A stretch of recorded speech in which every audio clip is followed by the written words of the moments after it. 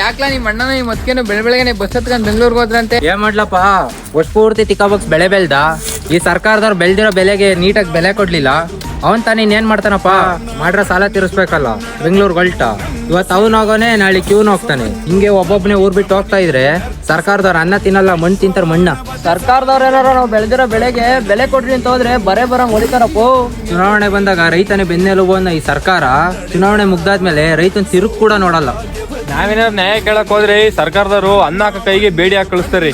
ಇದೆಲ್ಲ ನಮ್ದೇ ತಪ್ಪು ಕಂಡು ಬಲ್ಲ. ಚುನಾವಣೆ ಬಂದಾಗ ಪಿಂಕಲ್ಲ 2,000 ರೂಪಾಯಿ ನೋಟಿ ನಾವು ಆಸೆ ಪಟ್ಟಿಲ್ಲ ಅಂದಿರಿ, ನಮ್ಗೆಲ್ಲ ಈ ಪರಿಸ್ಥಿತಿನೇ ಬತ್ತಿರ್ಲಿಲ್ಲ ಇವತ್ತು. ನಾವೇನ್ ಸರ್ಕಾರದವ್ರಿಗೆ ಬಸ್ ಫ್ರೀ ಮಾಡಿ ಅಂತ ಕೇಳಿದ್ವಾ, ಇಲ್ಲ ಕರೆಂಟ್ ಬಿಲ್ ಫ್ರೀ ಮಾಡಿ ಅಂತ ಕೇಳಿದ್ವಾ, ಇಲ್ಲಾಂದ್ರೆ ಎಣ್ಣೆ ರೇಟ್ ಕಡಿಮೆ ಮಾಡಿ ಅಂತ ಕೇಳಿದ್ವಾ? ತಿನ್ನ ಅನ್ನೋದು ಭತ್ತದ ಬೆಲೆ, ಈ ಬೆಲೆ ಜಾಸ್ತಿ ಮಾಡಿ ಅಂತ ಕೇಳೋದೇ ತಪ್ಪ. ಈ ಸರ್ಕಾರದವ್ರು ಹಿಂಗೆ ಆಡ್ತಿರ್ಲಿ ಕಣ್ಲಾ. ಇವತ್ತು ನೇಪಾಳದಲ್ಲಿ ಯುವಕರು ರಚಿಕೆದವ್ರೆ, ನಾಳೆ ನಮ್ ಚಿನಾಳಿ ರಚಿಕೆದವ್ರೆ. ನನ್ನ ಮಣ್ಣಿದು